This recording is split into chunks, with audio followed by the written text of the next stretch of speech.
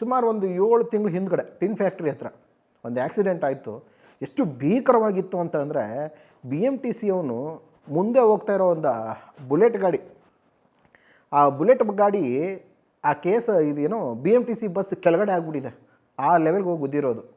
ಆ ಹುಡುಗಂದು ಒಂದು ಬಾಡಿದು ಒಂದು ಚೂರು ಹಿಂಗೆ ಬಾಚ್ಕೊಂಡು ಹೋದ್ರೆ ಒಂದು ಬಸ್ ಒಳಗಡೆ ಹಿಂಗೆ ಸಿಗಾಕೊಂಬಿಟ್ಟಿದ್ದಾನೆ ಕೆಳಗಡೆಗೆ. ಈ ಥರ ನಿರ್ಲಕ್ಷ್ಯವಾಗಿ ಗಾಡಿ ಓಡಿಸೋದ? ಎದುರುಗಡೆ ಇದ್ದವ್ರಿಗೆ ಏನೂ ಆಗಲ್ಲ.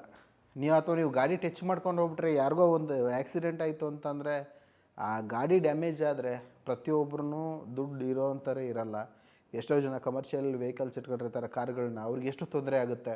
ಒಂದಿನ ಗಾಡಿ ನಿಂತರೆ ಅವ್ರಿಗೆ ಎಷ್ಟು ಲಾಸ್ ಆಗುತ್ತೆ.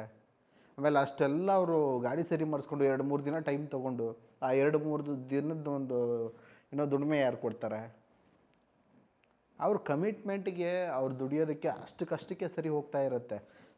ದಯವಿಟ್ಟು ಎಲ್ಲ ಚಾಲಕರು, ನಾನು ಬರೀ BMTC ಬಸ್ ಡ್ರೈವರ್ಸೇ ಅಂತ ಹೇಳಲ್ಲ, ಪ್ರತಿಯೊಬ್ಬರೂ ಕೂಡ ಹುಷಾರಾಗಿ ಗಾಡಿ ಓಡಿಸಿ.